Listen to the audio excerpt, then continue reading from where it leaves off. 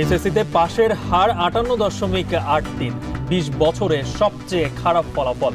GPA 5 কমেছে প্রায় 77,000, 202 প্রতিষ্ঠানে পাশ করেনি কেউ। শীর্ষে মাদ্রাসা বোর্ড। তখন কিছু ছিল না, এখন কিছু আছে। আমরা তখনকারটা ওইভাবে জানি না, আমরা আমাদেরটা বলতে পারি যে আমরা যা পেয়েছি তাই আপনাদের সামনে তুলে ধরেছি। শিক্ষার্থী নিজে এবং শিক্ষক যে প্রতিষ্ঠান যেগুলো, তাদেরও এখানে একটা এডুকেটার্স, তাদেরও একটা বড় রকমের এখানে একটা আত্ম উপলব্ধির ব্যাপার রয়েছে। দাবি নিয়ে সচিবালয়ে এমপিওভুক্ত শিক্ষক প্রতিনিধিরা না মানলে যমুনা অভিমুখে পদযাত্রা। পঞ্চম দিনের কর্মবিরতিতে বন্ধ ক্লাস পরীক্ষা। ক্ষমতায় গেলে পুরো শিক্ষা ব্যবস্থার জাতীয়করণ করবে বিএনপি। নির্বাচন পেছাতে আন্দোলন করে সরকারকে ব্যস্ত রাখার অভিযোগ। জুলাই সনদের আইনি ভিত্তি না দিলে স্বাক্ষর করবে না এনসিপি। বাস্তবায়নের আদেশ স্পষ্ট না করলে কাজে আসবে না স্বাক্ষর।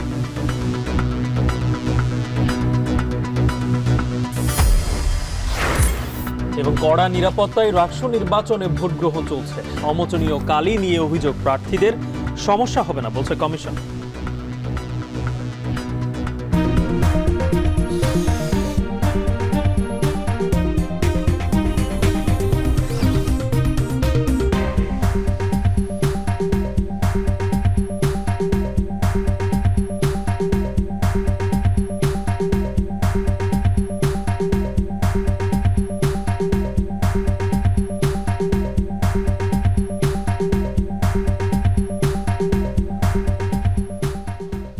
স্বাগত। এখন দুপুরে শুনছিলেন শিরোনাম, আর পুরো আয়োজন জুড়ে সঙ্গে আছে আমরা দুজন।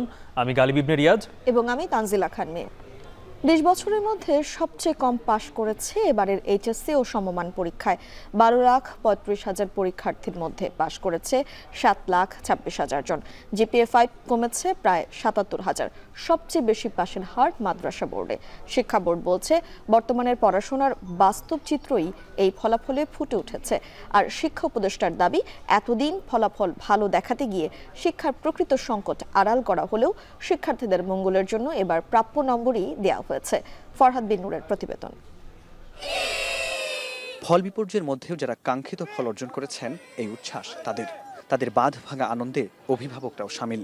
রেজাল্ট পর আলহামদুলিল্লাহ, মানে জিপিএ 5 পেয়েছি, এটার জন্য আমি হ্যাপি আলহামদুলিল্লাহ। প্রশ্ন খুবই স্ট্যান্ডার্ড ছিল, তাছাড়া বলতে গেলে কঠিনই ছিল, সবার এক্সাম কম বেশি খারাপ হয়েছে। এবছর এইচএসসি ও সমমানের পরীক্ষায় 11টি শিক্ষা বোর্ডে গড় পাশের হার 58.83, আর জিপিএ 5 পেয়েছে 69,097 জন, যা গতবারের চেয়ে প্রায় 77,000 কম। গতবারের শতভাগ পাস শিক্ষা প্রতিষ্ঠানের সংখ্যা কমে হয়েছে 345টি, আর শূন্য পাস প্রতিষ্ঠান বেড়ে হয়েছে 202টি। এবারও ছাত্রদের চেয়ে ছাত্রীরা ভালো করেছে সব ক্ষেত্রেই। ছাত্রের চেয়ে 59,232 জন বেশি ছাত্রী উত্তীর্ণ, একই সঙ্গে 4,991 জন বেশি জিপিএ 5 পেয়েছে। আল্লাহর কাছে শুকরিয়া জানাচ্ছি যে রেজাল্ট আমরা আনতে পেরেছি। আমাদের যে শিক্ষার্থীরা পরীক্ষা দিয়েছে, যে প্রিপারেশন নিয়ে পরীক্ষা দিয়েছিল, এই সময় আমরা যে সরকারের মাধ্যমে দেখতে পাচ্ছি সেটা হচ্ছে মেধার যাতে মূল্যায়ন হয়। পাশের হারের শীর্ষে মাদ্রাসা শিক্ষা বোর্ড 75.61%। অন্যদিকে জিপিএ 5-এর শীর্ষে ঢাকা শিক্ষা বোর্ড পেয়েছেন 26,063 জন, আর সর্বনিম্ন সিলেট শিক্ষা বোর্ডে 1,602 জন। ঢাকা শিক্ষা বোর্ডের সম্মেলন কক্ষে আন্তঃশিক্ষা বোর্ড সমন্বয় কমিটির সভাপতি অধ্যাপক ডক্টর খন্দকার এহসানুল কবির বলেন, বর্তমানের পড়াশোনার বাস্তব চিত্র এই ফলাফলে ফুটে উঠেছে। আগের ব্যবস্থায় গলদ থাকাকেই দায়ী করছেন তিনি। সমগ্র বাংলাদেশে সকল বোর্ডের পাশের গড় হার 58.83 এবং 9টি সাধারণ শিক্ষা বোর্ড অর্থাৎ মাদ্রাসা শিক্ষা বোর্ড এবং কারিগরি শিক্ষা বোর্ড বাদে বাকি যে 9টি সাধারণ শিক্ষা বোর্ড বলা হয়, সেটির পাশের হার গড় 57.12। জিপিএ 5 প্রাপ্ত শিক্ষার্থীর সংখ্যা হচ্ছে 69,097 জন। এবছর ছাত্রের চেয়ে ছাত্রী বেশি উত্তীর্ণ হয়েছে 59,232 জন। এদিকে এতদিন ভালো ফলাফল দেখাতে গিয়ে শিক্ষার প্রকৃত সংকট আড়াল করা হয়েছে বলে মন্তব্য করেছেন শিক্ষা উপদেষ্টা। এইচএসসির ফলাফল নিয়ে সংবাদ সম্মেলনে বলেন, এই ফলাফলের জন্য শিক্ষা মন্ত্রণালয় দায়িত্ব এড়াতে পারে না। এসএসসিতে আমাদের একটা বড় রকমের ফলাফল, ওই ধারাবাহিকতা, এই বড় ফলাফল সেটাই করে এবং সেখানে অনেকগুলো বিষয় রয়েছে, কিন্তু সেখানে এই জন্য এটা আমরা আমাদের নিজেদের থেকে কথাটা না বলে যারা শিক্ষার সাথে সম্পর্কিত, যে ভালো স্কুলগুলো যারা রেজাল্ট ভালো করেছে, খারাপ স্কুল যেগুলো থেকে পাশ একেবারেই করেনি তাদের থেকেও প্রতিনিধি নিয়ে আসবো, যারা বিশেষজ্ঞ রয়েছেন তারা রয়েছেন, শিক্ষক থাকবে, অভিভাবক কিছু আমরা নিয়ে আসবো এবং এই আলোচনাগুলো বোধহয় এই প্রশ্নটার উত্তর বোধহয় আমরা কয়েকদিন পরেই আরও জুৎসইভাবে আমরা দিতে পারবো। এবছর 12,35,661 জন শিক্ষার্থী এইচএসসি ও সমমানের পরীক্ষায় অংশ নেয়। ফরহাদ বিন নূর, এখন, ঢাকা। সবচেয়ে এগিয়ে ঢাকা বোর্ড আর সবচেয়ে কম কুমিল্লা বোর্ডে। একজনও পাশ করেনি এমন কলেজের সংখ্যা 202টি। ইংরেজিতে ফেল করেছে সবচেয়ে বেশি। দীর্ঘ 5 বছর পর পূর্ণাঙ্গ সিলেবাসে পরীক্ষা হওয়া, শিক্ষার্থীদের ক্লাসে অনুপস্থিত, গুণগত মানের শিক্ষকদের অভাবে পাশের হার কমেছে বলে মনে করছেন সংশ্লিষ্টরা। বিস্তারিত প্রতিবেদনে। উচ্চ মাধ্যমিকের ধাপ পার করা শিক্ষার্থীদের আনন্দের মাঝেও হতাশা নিরাশার গল্প। কারণ সার্বিক ফলাফল বিশ্লেষণে এবারের ফলাফল বিগত 20 বছরের মধ্যে সবচেয়ে খারাপ। পাশের হারে ঢাকা বোর্ড সবচেয়ে এগিয়ে থাকলেও সবচেয়ে কম পাশের হার কুমিল্লা বোর্ডে। আর সার্বিক পাশের হার দাঁড়িয়েছে 58.83%। 48.86 পাশের হার নিয়ে সবচেয়ে পিছিয়ে কুমিল্লা শিক্ষা বোর্ড। এখানে জিপিএ 5 পেয়েছেন 2707 শিক্ষার্থী। গেল বছরের তুলনায় পাশের হার ও জিপিএ 5 দুটোই কমেছে। 99,576 জন শিক্ষার্থীর মাঝে অকৃতকার্য 50,919 জন। এছাড়া প্রাপ্ত ফলাফলের মধ্যে 40.43% নিয়ে কুমিল্লা শিক্ষা বোর্ডে সবচেয়ে কম পাশের হার নোয়াখালীতে। আমার বাবা অসুস্থ, হসপিটালে ছিল, তো আমি ফার্স্টে মনে করতাম আমি প্লাস পাবো না, কিন্তু শেষ পর্যন্ত আমি প্লাস পাইছি। আম্মু পরিশ্রম করে আমরা যেন একটা ভালো ফলাফল দিতে পারি, তো সেই অনুযায়ী একটা ভালো ফলাফল আম্মুর হাতে দিতে পারছে, এটা শুকর আলহামদুলিল্লাহ। স্যার ম্যাডাম আশেপাশে যারা আমাদের ছিল সবাই আমাদেরকে সাপোর্ট জানিয়েছে, যার কারণে ভালো ফলাফল করতে পেরেছি। চট্টগ্রাম শিক্ষা বোর্ডে ভূমিধস বিপর্যয় হয়েছে। 1,02,970 শিক্ষার্থীর মাঝে পাশ করেছেন 53,560 জন। পাশের হার 52.57%। গত বছরের তুলনায় 4,172 জন কম জিপিএ 5 পেয়েছেন। এছাড়া 8টি কলেজে শতভাগ পাশ করলেও শতভাগ অকৃতকার্য হয়েছে 5টি শিক্ষা প্রতিষ্ঠান। বোর্ড চেয়ারম্যান বলছেন 3 পার্বত্য জেলা ও কক্সবাজারের প্রকট শিক্ষক সংকট, নেই প্রয়োজনীয় ল্যাব ও অবকাঠামোগত সুবিধা। এই 4 জেলার খারাপ ফলের প্রভাব পড়েছে বোর্ডের গড় পাশের হারে। এছাড়া ইংরেজিতে সবচেয়ে বেশি ফেল করেছে। 2024 এত বড় আন্দোলন হয়েছে, সো মানসিক অবস্থা একটু ডাউন ছিল, তবুও চেষ্টা করে গেছি। আলহামদুলিল্লাহ, আল্লাহ ভালো কষ্টের ফল দিছে। আমরা উত্তরপত্র মূল্যায়নে যিনি পরীক্ষক, যিনি উত্তরপত্রটা মূল্যায়ন করছেন, ছাত্রের উত্তরের ভিত্তিতে সে আনসার যা দিয়েছে তার ভিত্তিতে সে যা পাওয়ার কথা তাই পেয়ে আসছে এবং সেখানে ন্যূনতম কার্পণ্য করা হয়। এবারের এইচএসসি পরীক্ষায় পাশের হার ও জিপিএ 5 দুটোই কমেছে দিনাজপুর, বরিশাল, সিলেট, রাজশাহী, ময়মনসিংহ ও যশোর শিক্ষা বোর্ডে। দীর্ঘ 5 বছর পর পূর্ণাঙ্গ সিলেবাসে পরীক্ষা হওয়া, শিক্ষার্থীদের ক্লাসে অনুপস্থিতি, গুণগত মানের শিক্ষকদের অভাবে পাশের হার কমেছে বলে মনে করছেন সংশ্লিষ্টরা। সবার পরিকল্পনা একটু ব্রাইট থাকে এবং আমি যেহেতু একটা ভালো একটা রেজাল্ট করতে পেরেছি, ইনশাল্লাহ 10এও একটা ভালো রেজাল্ট ছিল, তো এবার একটু বাবার স্বপ্ন পূরণ করার ইচ্ছা। বাবা চায় যে বিসিএস ক্যাডার হব। জিপিএ 5 পেয়েছি এবং ফিউচার প্ল্যানিং হচ্ছে অবশ্যই এরপর একটা ভালো ইউনিভার্সিটিতে চান্স পেতে চাই। আমার মা ফুল টাইম আমার পাশে বসেছিল, রাত 3টা-4টা পর্যন্ত সে ঘুমায়নি, বলেছে মা তুমি পারবে। আলহামদুলিল্লাহ, আমার আল্লাহর কাছে অনেক অনেক মানে কৃতজ্ঞ আমি। এইচএসসি পরীক্ষায় এবার সার্বিকভাবে জিপিএ 5 কমেছে 76,814 জন। একজনও পাশ করেনি এমন কলেজের সংখ্যা 202টি, যা গত বছর ছিল 65টি। শোভন মাহমুদ খান, এখন। পঞ্চম দিনের আন্দোলনে বেসরকারি এমপিওভুক্ত শিক্ষকরা দাবি না মানলে চাকরি জাতীয়করণের এক দাবিতে দুপুরে প্রধান উপদেষ্টার বাসভবন যমুনার উদ্দেশ্যে পদযাত্রা করবেন তারা। এরই মধ্যে সচিবালয়ে আলোচনা শেষে চলছে ব্রিফিং, সরাসরি যুক্ত হচ্ছে সেখানে। কিভাবে তারা জীবনযাপন করবে? আর 500 টাকা মেডিকেল ভাতা সামান্য, আমরা 10 এখানে আমাদের যে প্রস্তাব, আমরা সামান্য প্রস্তাব দিয়েছি, এটা তো রাষ্ট্রের জন্য আহামরি কিছু না। এটা সকল রাজনৈতিক দল, পেশাজীবী সংগঠন আমাদেরকে বলছে। 9,300 টাকা দিয়ে আপনারা বলেন একজন শিক্ষক তার মা বাবা তার 2-1টা বাচ্চা থাকে তার স্ত্রী থাকে, 6 জন মানুষ নিয়ে 9,300 টাকা দিয়ে একজন শিক্ষক কিভাবে জীবনযাপন করবে? আমরা গোটা জাতির কাছে প্রশ্ন রাখতে চাই।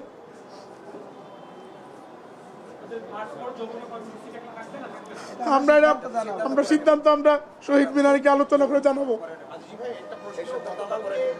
একজন শিক্ষক নেতা অধ্যক্ষ সেলিম ভুঁইয়া তিনি অভিযোগ করেছেন যে আপনাদের আন্দোলনের সঙ্গে তাদের একাত্মতা আছে এবং আরো বেশি কিছু দাবিও তিনি করেছিলেন। একই সঙ্গে অভিযোগ করেছেন যে আপনাদের আন্দোলনে আওয়ামী লীগ অর্থায়ন করছে। এই বিষয়ে আপনাদের বক্তব্য?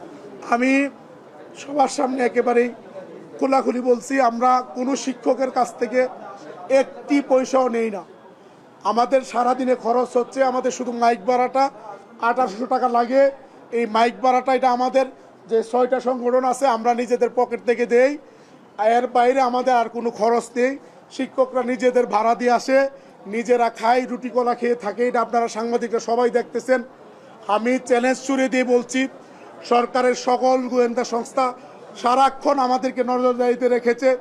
যদি বিন্দুমাত্র কোনো রকমের কারো কাছ থেকে অর্থ নেয়ার কোনো রকমের প্রমাণ তারা পেয়ে থাকে, আমরা চ্যালেঞ্জ ছুড়ে দিয়ে বলছি আপনারা এটা প্রকাশ করেন এবং আইন অনুযায়ী যে শাস্তির ব্যবস্থা করা দরকার আমাদের জন্য করেন, আমাদের কোনো আপত্তি থাকবে না। আমি আবার পরিষ্কার করছি, আমরা কারো কাছ থেকে একটি পয়সাও চেয়ে নেইনি। কোনো রকম কোনো রাজনৈতিক দলের কাছ থেকে একটি পয়সাও আমরা নেইনি। আমরা রাজনৈতিক দলগুলোর কাছে যাচ্ছি আমাদের আন্দোলনের সমর্থন আদায়ের জন্য। আমরা এনসিপির কাছে গিয়েছি তাদের সমর্থন আদায়ের জন্য। হাসনাত আব্দুল্লাহ সে কয়েকবার এসেছেন রাতে 3টার সময় খোঁজ নেওয়ার জন্য। আমরা জামাতের সাথে মিটিং করেছি আমাদেরকে সহযোগিতা করার জন্য, কিন্তু আর্থিক সহযোগিতা কারো কাছ থেকে 1 পয়সা নিয়েছি, কেউ আমাদেরকে দিয়েছে, যদি কেউ প্রকাশ করতে পারে রাষ্ট্র এটা প্রকাশ করে আইনানুগ ব্যবস্থা গ্রহণ করার জন্য রাষ্ট্রের প্রতি আমরা অনুরোধ করছি। আরেকটা বিষয় একটু বলি যদি আপনারা সময় দেন। আমাদের বাংলাদেশের রাজনীতির যে ট্রেডিশনটা ছিল শিক্ষক আন্দোলনের, সেটি হচ্ছে এটা রাজনৈতিক দলগুলোর সাথে শিক্ষক আন্দোলন জিম্মি ছিল অতীতে। যারা এই ক্ষমতায় ছিল তারা বলতো যে 6 লক্ষ শিক্ষক পরিবার আমার, যেমন শাহজালাল সাজু সাহেব আওয়ামী লীগের সময় দীপমণিকে নওফেল সাহেবকে বুঝাইতেন সব আমার লোক, আমার কথা না শুনলে, আমাকে কল্যাণের চেয়ার না দিলে, আমাকে এমপি নমিনেশন না দিলে এই 6 লক্ষাধিক পরিবার শিক্ষার্থীরা কেউ আপনাদেরকে ভোট দিবে না। আন্দোলনরত শিক্ষার্থীদের খবর জানাচ্ছিলেন, আন্দোলনরত শিক্ষার্থীরা গণমাধ্যমের সঙ্গে কথা বলছিলেন, আমরা তখন সরাসরি যুক্ত ছিলাম সেখানে। এবারে আন্দোলনরত শিক্ষকদের খবর জানতে আমরা যুক্ত হব বাইজিদ সাদের সঙ্গে, তিনি আছেন শহীদ মিনারে। সাদ, একটু জানতে চাই আন্দোলনরত শিক্ষকরা কি বলছেন?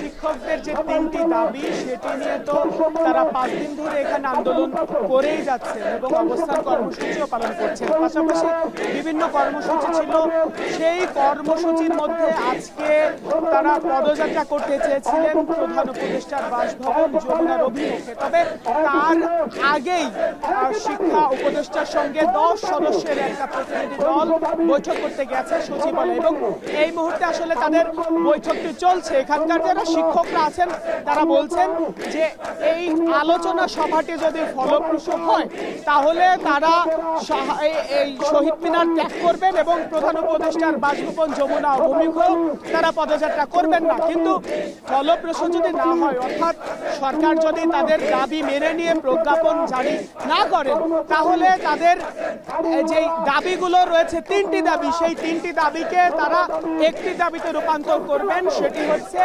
জাতীয়করণের দাবি। এই জাতীয়করণের দাবিতে তারা প্রধান উপদেষ্টার বাসভবনের উদ্দেশ্যে পদযাত্রা করবেন। তবে এই মুহূর্তে যেহেতু শিক্ষা উপদেষ্টার সঙ্গে তাদের বৈঠক চলছে, তাই তারা এখানে দাঁড়িয়েই স্লোগান দিচ্ছেন এবং তাদের দাবি দেওয়া যেগুলো রয়েছে সেগুলো উল্লেখ করছেন। যেমন 20% মূল বেতনের 20% বাড়ি ভাড়া, 1500 টাকা চিকিৎসা ভাতা এবং কর্মচারীদের জন্য 75% উৎসব ভাতার জন্য মূলত তারা তাদের দাবি তুলেছেন। এবং এই দাবিগুলো শিক্ষা উপদেষ্টাকে এর আগেও বেশ কয়েকবার তারা তুলে ধরেছেন। তখন শিক্ষা উপদেষ্টা তাদের দাবির সঙ্গে একাত্মতা পোষণ করলেও পরবর্তীতে তিনি মাত্র 500 টাকা বাড়িয়ে দেন, যেটি তারা প্রহসন বলছেন এখানকার শিক্ষকরা যারা রয়েছেন, যে তারা যেখানে আরো বেশি দাবি করেছেন সেখানে শুধুমাত্র 500 টাকা বাড়ানো হয়েছে।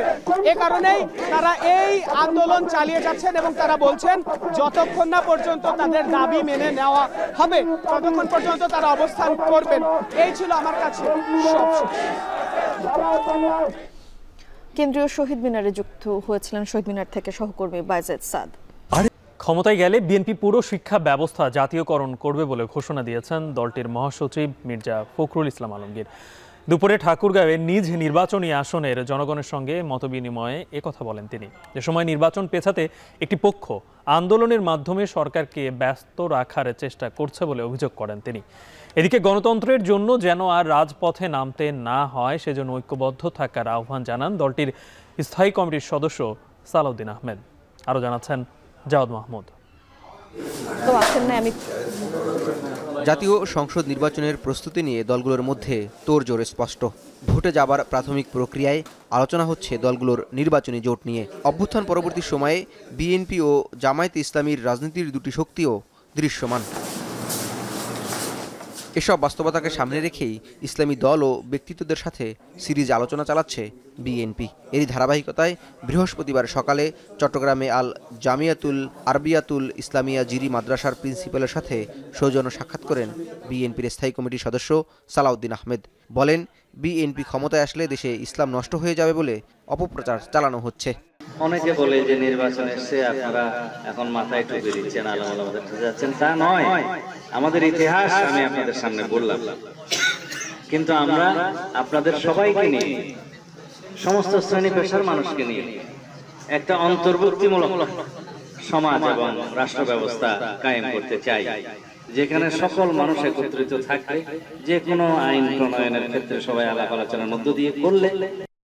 ঠাকুরগাঁয়ে নিজ সংসদীয় আসনে পথসভায় বিএনপি মহাসচিব মির্জা ফখরুল ইসলাম আলমগীর বলেন, আগামী সংসদেই হবে পিআরের সিদ্ধান্ত। যারা আন্দোলন করছে তাদের মূল লক্ষ্য নির্বাচন পেছানো। ক্ষমতায় গেলে সমগ্র শিক্ষা ব্যবস্থা জাতীয়করণের প্রতিশ্রুতিও দেন তিনি।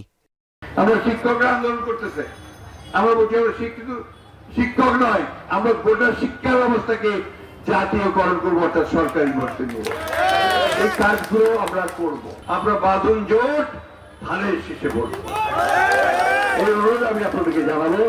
আমি কারো দুর্যোগী বলতে চাই, আজকে একটাই বলতে চাই যে আপনারা নিজেরাই পরীক্ষা করে দেখবেন যে কারা দেশের জন্য কাজ করে, কারা দেশের জন্য মঙ্গলজনক, কারা দেশকে উন্নতির দিকে নিয়ে যেতে পারবে।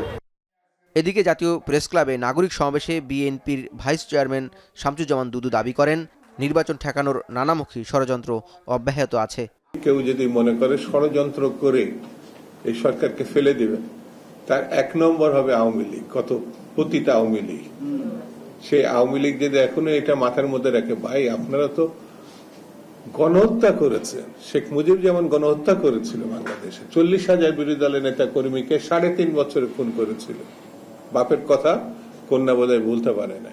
গণহত্যার জন্য জাতির কাছে ক্ষমা চান, মাপ চান, বিচারের মুখোমুখি হন, লুটপাট করা অর্থ যেখানেই রাখেন ফেরত দেন। জনগণকে সাথে নিয়ে সকল ষড়যন্ত্র মোকাবেলা করার কথা জানায় বিএনপি নেতারা। জাওয়াদ মাহমুদ, এখন, ঢাকা। জুলাই সনদের আইনি ভিত্তি না দিলে স্বাক্ষর করবে না এনসিপি। বাংলা মোটরের রূপায়ণ টাওয়ারে সংবাদ সম্মেলনে একথা জানিয়েছেন দলটির আহ্বায়ক নাহিদ ইসলাম। তিনি বলেছেন, আদেশ জারির সময় স্পষ্ট না করলে কাজে আসবে না স্বাক্ষর। জুলাই সনদ স্বাক্ষরের আগেই সনদ বাস্তবায়নের যে আদেশটা হবে, সেই আদেশের খসড়াটাতে আমাদের আগে ঐক্যমত হতে হবে। দ্বিতীয়ত, জুলাই সনদের 84টি বিষয় রয়েছে, সেই 84টি বিষয় একত্রে গণভোটে যাবে। গণভোটে নোট অফ ডিসেন্টের আলাদা কোনো কার্যকারিতা থাকবে না। তৃতীয়ত হচ্ছে, গণভোটের দ্বারা জনগণ সনদ অনুমোদন করলে, অর্থাৎ সনদের পক্ষে ভোট দিলে, পরবর্তীতে সংসদকে কনস্টিটিউট পাওয়ার ডেলিগেট করা হবে সনদ অনুযায়ী সংবিধান সংস্কার করার জন্য। আমরা সেই বিষয়টা নিশ্চিত না হওয়া পর্যন্ত আমরা জুলাই সনদে স্বাক্ষরের যেই অনুষ্ঠান বা যেই আয়োজনটা চলতেছে সেখানে আমরা নিজেরা অংশীদার হব না। সমাজ গঠনে মায়েরা দায়িত্ব নিলেই পরিবর্তন আসবে বলে মন্তব্য করেছেন জামায়াতে ইসলামীর আমির ডক্টর শফিকুর রহমান। সকালে রাজধানীর মিরপুর পুলিশ কনভেনশন সেন্টার হলে জামায়াতের মহিলা সমাবেশে তিনি কথা বলেন। এ সময় তিনি আরও বলেন, 3টি পাবলিক বিশ্ববিদ্যালয়ে নির্বাচন হয়েছে যেখানে ছাত্র শিবিরে আস্থা রেখেছেন নারীরা। আগামীতেও এই ধারা অব্যাহত থাকবে। আমরা লক্ষ্য করছি দুইটা সমাজ ইসলামকে দারুণভাবে অ্যাপ্রিসিয়েট করছে, ধারণ করছে। একটি আমাদের যুব সমাজ, আরেকটা আমাদের মায়েদের সমাজ। আজ পর্যন্ত 3টা পাবলিক বিশ্ববিদ্যালয়ে নির্বাচন হয়ে গেল। এরাই সমাজেরই মানুষ। ঢাকা বিশ্ববিদ্যালয়, জাহাঙ্গীরনগর বিশ্ববিদ্যালয়, গতকাল হয়ে গেল চট্টগ্রাম বিশ্ববিদ্যালয়, আজকে হচ্ছে রাজশাহী বিশ্ববিদ্যালয়। এই সব জায়গায় একই চিত্র। মেয়েদের আস্থা ছাত্র শিবিরের উপর, তরুণদের আস্থা ছাত্র শিবিরের উপর। ইনশাআল্লাহ এরই রেপ্লিকা আগামীতে বাংলাদেশ দেখবে ইনশাআল্লাহ। যে সমাজে মায়েরা দায়িত্ব নিয়ে সামনে এগিয়ে আসে সেই সমাজ পরিবর্তন না হয়ে পারে না। উৎসব মুখর পরিবেশে চলছে রাকসু নির্বাচন। ৩৫ বছর পর নিজেদের ছাত্র প্রতিনিধি নির্বাচনে উচ্ছ্বসিত শিক্ষার্থীরা। এদিকে অমোচনীয় কালির মান নিয়ে অভিযোগ করেছেন বেশিরভাগ প্রার্থী।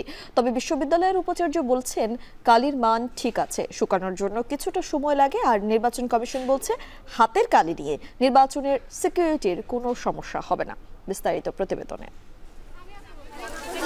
দীর্ঘ ৩৫ বছর পর রাকসু নির্বাচন ঘিরে উৎসবের আমেজ রাজশাহী বিশ্ববিদ্যালয় ক্যাম্পাসে। সকালে ভোট গ্রহণ শুরুর নির্ধারিত সময়ের আগেই কেন্দ্রের সামনে ভিড় করতে থাকেন শিক্ষার্থীরা। এছাড়া ৩৫টি বাসে ক্যাম্পাসে জড়ো হন ভোটাররা।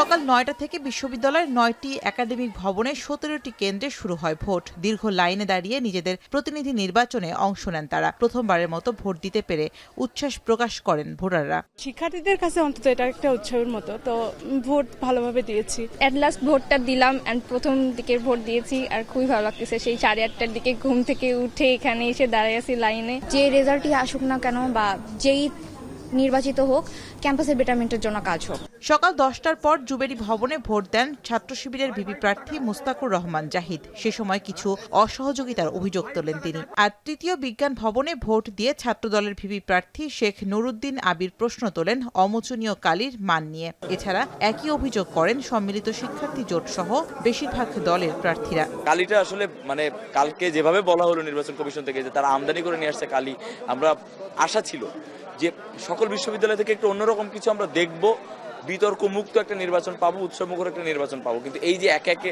যদি সমস্যা আসতে থাকে তাহলে কিন্তু এটা প্রবলেমেটিক হয়ে যাবে পরবর্তীতে। অমোচনীয় কালি দেওয়ার কথা থাকলে আসলে সেটা হচ্ছে না, কালি উঠে যাচ্ছে 15 মিনিটের মধ্যে। আমাদের যে কালি দিয়েছে অমোচনীয় কালি, এটি কিন্তু শেষ, ভোট দিয়ে বের হওয়ার আগেই কিন্তু এটি অর্ধেক উঠে গিয়েছে। আর আশেপাশে আপনারা দেখতে পাচ্ছেন তারাও আমার সাথে ভোট দিয়েছে, আপনারা দেখেছেন, তাদের কিন্তু হাতে কালি নেই। এদিকে ভোটের লাইনে বিভিন্ন প্যানেলের প্রতিনিধিরা প্রচারপত্র বিলি করার অভিযোগ করেছে সর্বজনীন শিক্ষার্থী সংসদের প্রার্থীরা। একই সঙ্গে ভোটের পরিবেশ নিয়ে শঙ্কা জানিয়েছেন তারা। মাত্র 1 ঘন্টার মধ্যে অসঙ্গতি লক্ষ্য করা যাচ্ছে।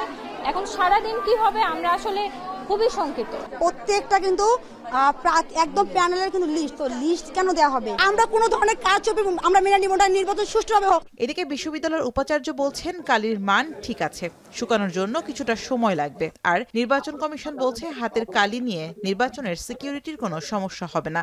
এই কালি যদি কেউ ঘষে ঠসে আবছা করেও ফেলে, তার আসলে দ্বিতীয় ভোট দেওয়ার কোনো সুযোগ নাই। আর ওই এন্ট্রি হয়ে গেছে, ওটা রেকর্ড হয়ে গেছে, ওই আরেকবার কালি নিয়ে যে সে ভোট দেবে সেই সুযোগ তার নাই। আর কিউআর কোড স্ক্যান করলে তার পারিবারিক তথ্যাদি সব চলে আসবে। কাজেই কোনো অবস্থাতেই একজন, এবং তারপরে আছে একটা ফাঁকা স্পেস আছে, সেখানে তাকে সই করতে হবে। এগুলো চেক করার পরে সই করবে। সুতরাং ওই ব্যক্তি কালি লাগানো বা কি না লাগালেও কিছু আসে যায় না, এটা কোনো সিকিউরিটির মধ্যেই নেই। এদিকে নিরাপত্তা রক্ষায় ক্যাম্পাসে মোতায়েন করা হয়েছে 2000 পুলিশ সদস্য, 6 প্লাটুন বিজিবি ও 12 প্লাটুন র্যাব। নির্বাচন ঘিরে যাতে আইন শৃঙ্খলা পরিস্থিতি অবনতি ঘটাতে না পারে সে বিষয়ে সতর্ক রয়েছে পুলিশ। রাজশাহী মেট্রোপলিটন পুলিশের পক্ষ থেকে একটা নিশ্চিত নিরাপত্তার ব্যবস্থা করা হয়েছে। এখন প্রত্যেকটা গেটে আমাদের প্রয়োজনীয় সংখ্যক পুলিশ ফোর্স মোতায়েন করা হয়েছে। গুরুত্বপূর্ণ গেটগুলোতে 800 আমরা সেট করেছি। নির্বাচনে কেন্দ্রীয় ছাত্র সংসদে প্রতিদ্বন্দ্বিতা করছেন 260 জন, সিনেটে 62 জন ও হল সংসদে 603 জন প্রার্থী। 10টি প্যানেলে ভিপি পদে লড়ছেন 20 জন, জিএস পদে 15 এবং এজিএস পদে প্রতিদ্বন্দ্বিতা করছেন 16 জন প্রার্থী, যেখানে মোট ভোটার সংখ্যা 28,901 জন। শামীমা রহমান শাম্মী, এখন। রাষ্ট্র নির্বাচন নিয়ে আমরা আরো বিস্তারিত জানতে চাই। আমাদের সঙ্গে ক্যাম্পাস থেকে 3 সহকর্মী যুক্ত হচ্ছেন, রাকিবুল হাসান, আমিরুল বাপ্পি এবং মিয়া আমিরুল। শুরুতেই রাকিবুল, আপনার কাছ থেকে জানতে চাই যে 5 ঘন্টা পেরিয়ে গেছে, এখন পর্যন্ত কত শতাংশ ভোট পড়ল? কোনো কি তথ্য আপনি পেয়েছেন কিনা এই বিষয়ে, আর বিশেষ করে ভোটার উপস্থিতি কেমন দেখছেন?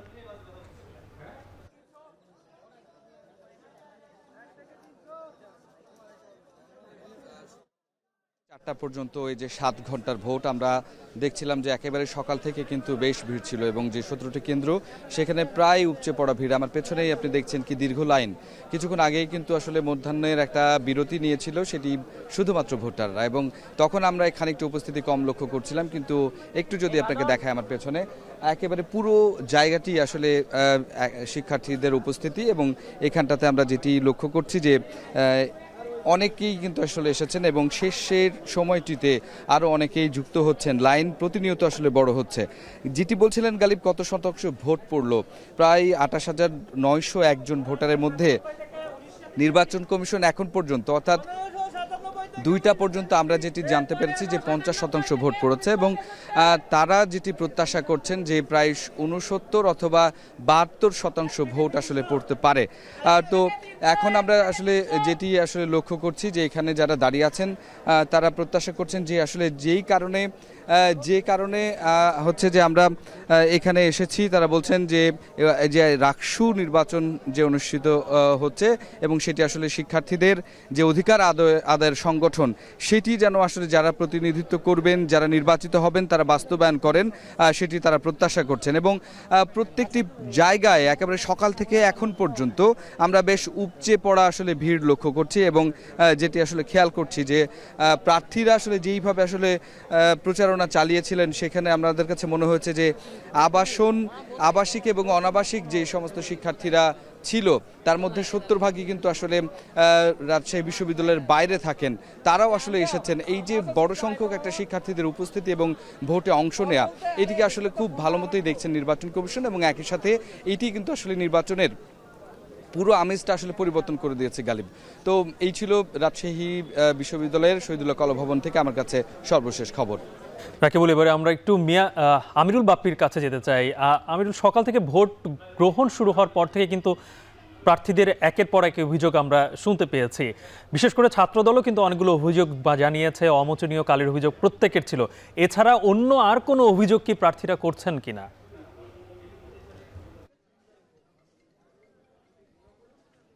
না গালিব, যতক্ষণ ধরে আসলে আমরা দেখেছি আর কি, একদম আমরা তো সকাল 7টা থেকেই আছি, তো এখন পর্যন্ত যে অভিযোগগুলো ছিল সেটার মধ্যে সবথেকে বড় অভিযোগ ছিল যে আঙ্গুলে যে অমোচনীয় কালি দেয়া হয় সেটি মুছে যাচ্ছিল, কিন্তু এটি উপাচার্য এবং নির্বাচন কমিশনার দুজনই আসলে এই অভিযোগটি প্রত্যাখ্যান করেছে, এবং তারা বলেছে যে না, আসলে কিছুক্ষণ যদি না শুকায় সেই কালি তাহলে হচ্ছে যে উঠে যাবে, সাথে সাথে ঘষলে উঠে যাবে। তবে সেটা নিয়ে পরবর্তীতে তেমন কোনো আর কথাবার্তা হয়নি, কারণ এই কালি উঠে গেলে যেটি হয় যে সাধারণত একটু জাল ভোট দেওয়ার একটা প্রবণতা থাকে, সেরকম কোনো ঘটনা আমাদের এখনো পর্যন্ত নজরে আসেনি। এবং আমরা যেটি দেখেছি যে ছাত্রদল সমর্থিত যারা প্রার্থী ছিলেন তারা কিন্তু সমানভাবেই বলছেন যে তারা জয়ের জন্য আশাবাদী, এবং তারাও সন্তুষ্টি প্রকাশ করেছেন আমাদের সবশেষ খবর পাওয়া পর্যন্ত, যে তারা ভোটের সুষ্ঠু যে পরিবেশ আমরা বারবার বলে থাকি, সেই সুষ্ঠু পরিবেশ নিয়ে তারা সন্তুষ্ট। এবং আমি দেখেছি যে সকাল থেকে ছেলেদের হলের পাশাপাশি মেয়েদের হলের যে ভোটারদের উপস্থিতি সেটিও ছিল বেশ উল্লেখযোগ্য। বিশেষ করে 11টা থেকে 1টা পর্যন্ত যারা নারী ভোটার আছেন সেই সব ভোট কেন্দ্রে উপস্থিতি ছিল উল্লেখযোগ্য। আমি এখন রবীন্দ্র কলাভবনের সামনে দাঁড়িয়ে আছি। এখানে সব থেকে বেশি সংখ্যক ভোটার ভোট দিচ্ছেন, কারণ এখানে 3টি মেয়েদের হলের ভোটাররা আছেন। এই যেমন আমার সামনেই আছেন রমজান্নেসা হলের ভোটাররা ভোট দিচ্ছেন, এর উল্টো পাশে আছে তাপসী রাবেয়ার এবং আরেক পাশে আছে খালেদা জিয়া হলের ভোটাররা। তো এই প্রায় 4,500 ভোটার এখানে ভোট দিয়েছেন এবং ভোটাররাও কিন্তু সন্তুষ্ট, তারাও তেমন কোনো অভিযোগ করেননি, তারাও প্রথমবারের ভোট দিয়ে সন্তুষ্ট। সব মিলিয়ে আর 2 ঘন্টার অল্প কিছু সময় বাকি আছে এবং হয়তো এখন মধ্যাহ্ন বিরতির একটা ব্যাপার চলছে, এরপরে হয়তো শেষ 1 ঘন্টায় আরও বেশ কিছু ভোটারের আমরা উপস্থিতি হয়তো দেখব। গালিব, এবারে মিয়া আমিরুলের সঙ্গে যুক্ত হতে চাই। আমিরুল, জানাবেন যে যেহেতু 2 পক্ষেরই অভিযোগ রয়েছে পাল্টাপাল্টি এবং এই ক্যাম্পাসে এর আগে অনেক অপ্রীতিকর ঘটনা কিন্তু ঘটেছে, আইন শৃঙ্খলা পরিস্থিতির উপস্থিতি আপনি কেমন দেখছেন? সার্বিক নিরাপত্তা ব্যবস্থাটা এখন কেমন?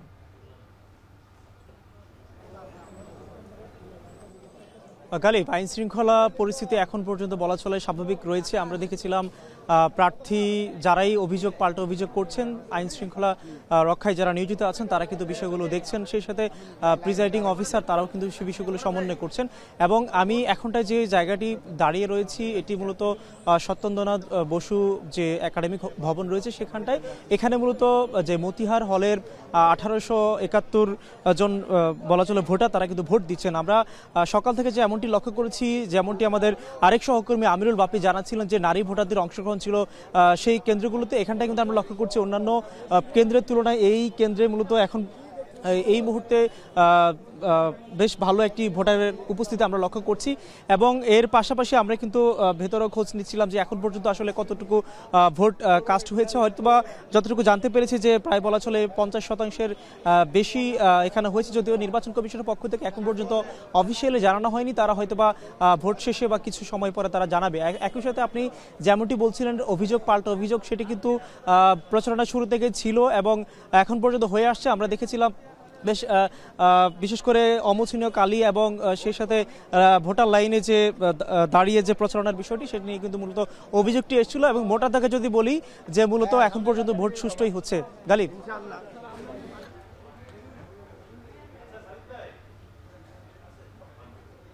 বড় কোনো অপ্রীতিকর ঘটনা ছাড়াই রাকসু নির্বাচনের ভোট গ্রহণ এগিয়ে চলছে এবং ভোটার উপস্থিতিও আশাব্যঞ্জক। এই খবরটি জানাচ্ছিলেন আমাদের 3 সহকর্মী।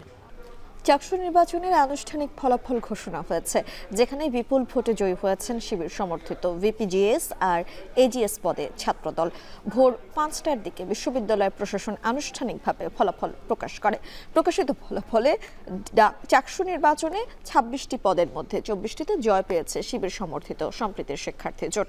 ভিপি নির্বাচিত হয়েছেন ছাত্র শিবির সমর্থিত প্রার্থী ইব্রাহিম হোসেন রনি, পেয়েছেন 7,983 ভোট। এদিকে বিপুল ভোটে জয়ী হয়েছেন শিবির সমর্থিত জিএস প্রার্থী সাইদ বিন হাবিব, পেয়েছেন 8,031 ভোট। আর এজিএস পদে নির্বাচিত হয়েছেন ছাত্রদল মনোনীত এজিএস প্রার্থী আয়ুব রহমান তৌফিক। এদিকে সকালে চট্টগ্রাম বিশ্ববিদ্যালয়ে বিজয়ী শিক্ষার্থীদের সঙ্গে সৌজন্য সাক্ষাৎ করেন ইসলামী ছাত্র শিবিরের কেন্দ্রীয় সভাপতি জাহিদুল ইসলাম। এ সময় সবাইকে নিয়ে আন্তর্জাতিক মানের ক্যাম্পাস করার কথা জানান তিনি।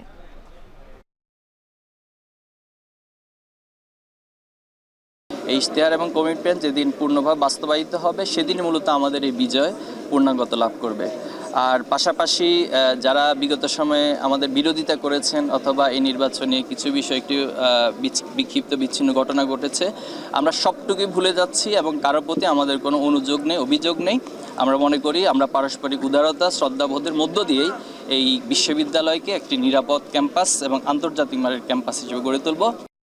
জুলাই গণ অভ্যুত্থানে সংঘটিত মানবতা বিরোধী অপরাধের মামলায় শেখ হাসিনা সহ 3 আসামির বিরুদ্ধে রাষ্ট্রপক্ষের যুক্তিতর্ক উপস্থাপন শেষ হয়েছে। বিচারপতি গোলাম মর্তুজা মজুমদারের নেতৃত্বাধীন ট্রাইব্যুনাল 1-এ প্রসিকিউশন শেষ দিনের যুক্তিতর্ক উপস্থাপন করেন। এ পর্যন্ত যুক্তিতর্কে প্রসিকিউশন সাক্ষ্য বিশ্লেষণ, শেখ হাসিনার সঙ্গে হাসানুল হক ইনু, সাবেক মেয়র তাপস ও ঢাকা বিশ্ববিদ্যালয়ের সাবেক উপাচার্যের ফোন আলাপ, পর্যালোচনা, বিভিন্ন ভিডিও, সংবাদ, ডকুমেন্টারি ও তথ্য প্রমাণ উপস্থাপন করেছে। এদিকে চাংখারপুলে 6 জন হত্যা মামলায় দ্বিতীয় দিনের মতো সাক্ষ্য দিতে ট্রাইব্যুনালে এসেছেন উপদেষ্টা আসিফ মাহমুদ। যে হত্যাকাণ্ড এতগুলো মানুষ মেরে মানবতা বিরোধী অপরাধ করার পরেও তার মধ্যে ন্যূনতম অনুশোচনা নেই। তিনি একজন হার্ড নট ক্রিমিনালের ভূমিকায় অবতীর্ণ হয়েছেন। সুতরাং এই ট্রাইব্যুনালের মামলায় তিনি যেহেতু সকল অপরাধীদের প্রাণভোমরা ছিলেন, সুপার স্ট্রাকচারের সকল স্ট্রাকচারের উপরে অবস্থান করতেন, তিনি অপরাধের নিউক্লিয়াস ছিলেন, তাকে চরম দণ্ড এই আইনে যেটা আছে সেটাই দেয়া শ্রেয়। যেহেতু অন্তত যদি প্রত্যেকটি হত্যার দায়ে একবার করে মৃত্যুদণ্ড হয়, তাহলে 1400 মানুষকে হত্যার দায়ে অন্তত 1400 বার মৃত্যুদণ্ড হওয়া উচিত। কিন্তু যেহেতু হিউম্যানলি এটা পসিবল না, শেখ হাসিনার ব্যাপারে আমরা দেখিয়েছি যে তার মিটিগেটিং কোনো ফ্যাক্টর নেই, প্রত্যেকটি ফ্যাক্টর হচ্ছে অ্যাগ্রেভেটিং ফ্যাক্টর। অর্থাৎ যে কোনো ফ্যাক্টরকে যদি বিবেচনা করা হয় তাহলে দেখা যাবে তার অপরাধের তার শাস্তির পরিমাণটা বাড়ানো দরকার, কমানোর কোনো সুযোগ নেই। সুতরাং তার ব্যাপারে আমরা বলেছি যে তাকে চরম শাস্তি দেয়াটা উচিত এই আইনের এই বিচারের মধ্যে। 48 ঘন্টা পরও মিরপুরের শিয়ালবাড়ির আগুনে পুড়ে যাওয়া কেমিক্যালের গুদাম থেকে এখনো ধোঁয়া বের হচ্ছে, বিষাক্ত গ্যাস বাতাসে ছড়িয়ে পড়ছে বলে জানিয়েছে ফায়ার সার্ভিস। তৃতীয় দিন সকালে রূপপুর শিয়ালবাড়ির এলাকায় গিয়ে দেখা যায় ফায়ার সার্ভিসের 6 ইউনিট কাজ করছে। সেখানে ধোঁয়ার কারণে পুরোপুরি ভেতরে ঢুকতে পারেনি ফায়ার ফাইটাররা, তবে স্থানীয়দের দূরে থাকতে ও মাস্ক ব্যবহারের পরামর্শ দেওয়া হয়েছে। ইতিমধ্যেই পাশের এলাকার বেশ কয়েকটি কারখানা বন্ধ করে দিয়েছে মালিকপক্ষ। এই ঘটনায় এখন পর্যন্ত 16 জনের মরদেহ উদ্ধার করা গেলেও পরিচয় শনাক্ত হয়েছে 10 জনের। এছাড়া এখন পর্যন্ত 13 জন নিখোঁজের অভিযোগ করেছেন স্বজনরা।